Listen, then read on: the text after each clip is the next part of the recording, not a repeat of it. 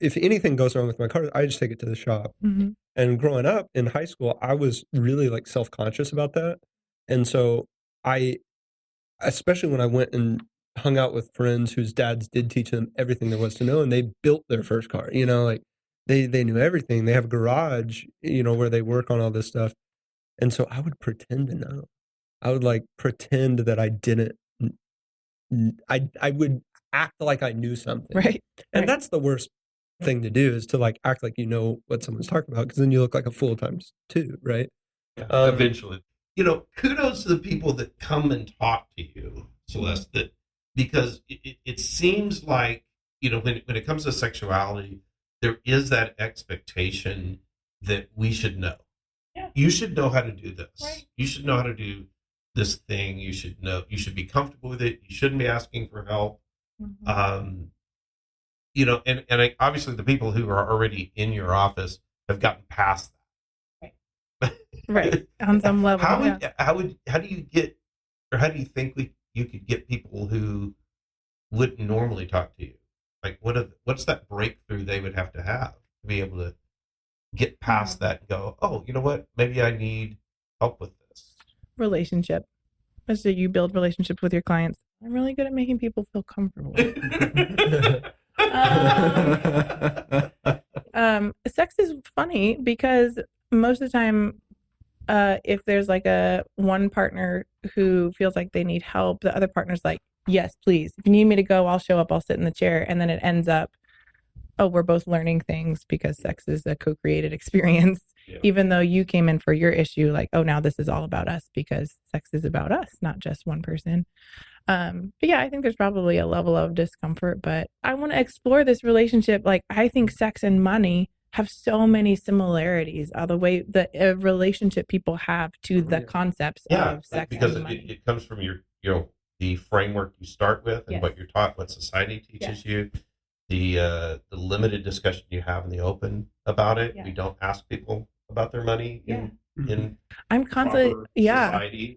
I'm constantly telling my girlfriends to talk, let's talk about money, because I think women especially, and correct me if you think this is not true, I think women especially don't have conversations about money because either they think somebody else is handling it, or they think that maybe that they shouldn't talk about money because they don't make as much as their partners possibly. I see a lot more women that rely on regardless of whether they're the breadwinner or not, like a lot of women rely on their husband to handle the finances versus the other way.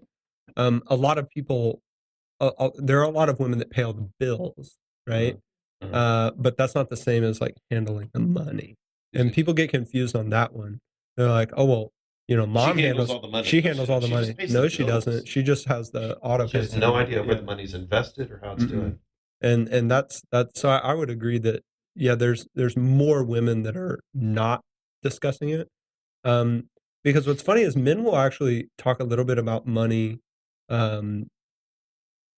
in like kind of like locker room talk. So it sounds a lot like the way men talk about sex in when they talk to their friends about it. Like a performance. It's to brag about it. And it's all BS. Yeah, they're just it is. It's all BS because the things that men talk about in the locker room about their investments are the stocks they bought that won. Yes. They do not talk about their failures. That's a really important point. I think women are, because of their nature, would have a healthier conversation about money because women are in general more comfortable being vulnerable, and they're willing to say to their friends, like, I don't know, I think I made a mistake, like, and seek advice from their friends. I don't really think men seek advice from their friends, and men are not comfortable in the same way, like, because most of us as men, we want to be, I don't want to show that I'm weak in front of my friends. And so if I'm asking for advice, it's like, number one, I've got the weakness of not knowing and not being competent as a man, or discussing it, like, I'm now, that you have more money than me, like, I don't like that, in the same way that, men talk about sex in the locker room, only about their wins. Only about their wins, right? They're only telling you about the wins. And by the way, they're adding a few zeros to that stock winning, Yeah. A lot of similarities between money and sex for sure. Thank you so much for coming to talk to us. How can people find you? Yeah. So you can find me at drcelesteholbrook.com or the same on socials, Dr. Celeste Holbrook. I make really funny reels about sex and help you feel more comfortable about anything that's going on in your sex life. So give me a follow. We'll do. What I got out of that discussion was when we look at decision making, looking at the values, knowledge, and intuition framework for coming to a discussion or a decision, rather, that was what I took away. Yeah, balancing those three things. I really like that. She talked about how she balances her knowledge, her tuition, and her values whenever she's faced with a decision. And I think it can be really tempting to rely exclusively on your intuition, exclusively on your values, or exclusively on your knowledge. It's really easy to not balance them at all. She made a conscious decision to increase knowledge. She was struggling. She had an issue she was dealing with. She made a conscious decision to increase knowledge, which caused her to reevaluate values and make a change and make a decision to move from a situation where she was really not being fulfilled to one where she actually just moved into a whole different career and is actually now helping a lot of people. So Thanks for listening to this episode of Decidedly. I hope you had a great time and learned a thing or two from Dr. Celeste. I know I did. We're certainly going to have her back on because that we simply can't get to everything related to sex and money in 1 hour. But she'll definitely be back, and I'm really excited for that.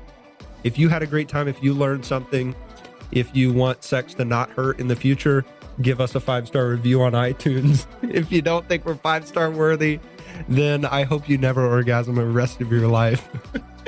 Check us out on Facebook. Check us out on Instagram. See ya, suckers. Thanks for tuning in to this week's episode of the Decidedly podcast. To be notified when new episodes are released, be sure to subscribe on your favorite podcast platform. And while you're there, drop us a 5-star review because it helps more people defeat bad decision making right alongside you. For show notes, decision-making insights, more episodes, and links to resources mentioned in this episode, check us out at decidedlypodcast.com. If you'd like us to help you make a decision in your own life, drop us a note at decidedlypodcast.com/makemydecision for a chance to have your question featured in an upcoming episode. For more decision-making content, check us out on Instagram or Facebook at Decidedly Podcast. As always, thanks for listening. This is Decidedly.